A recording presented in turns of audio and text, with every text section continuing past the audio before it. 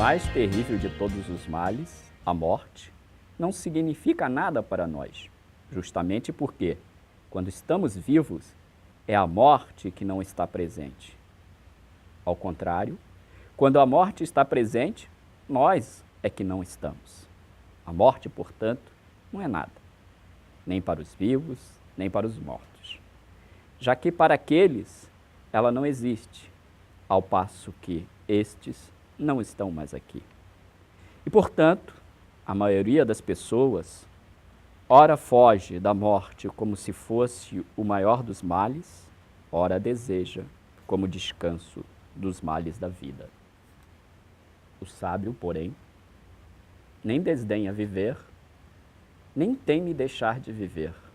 Para ele, viver não é um fardo, e não viver não é um mal. Esta é uma passagem da Carta da Felicidade, ou também conhecida como Carta a Meneceu, de Epicuro, um conhecido filósofo do período helenístico.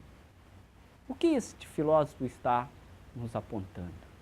Em que medida este pequeno fragmento contribui para nós pensarmos algo da nossa existência contemporânea? Ora, certamente, assim como os antigos, ainda hoje nos preocupamos com este tema, com a morte.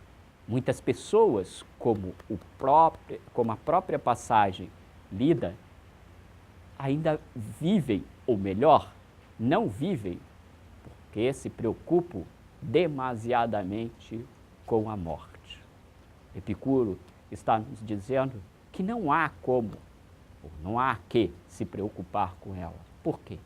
Porque quando ela chegar, nós deixaremos de existir.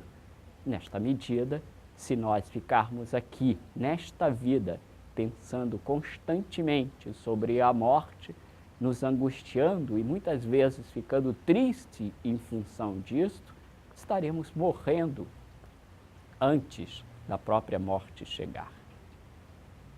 Você já pensou sobre isso? Certamente, em algum momento você já pensou sobre isso.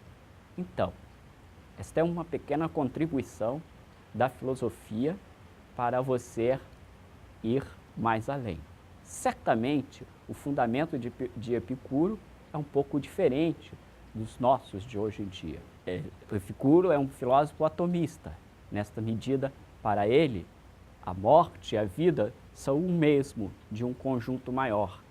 Esse conjunto é a agregação e desagregação dos átomos. Então, em última instância, nem morte, nem vida propriamente dita existe, porque há um todo que é este movimento de agregação e desagregação dos átomos.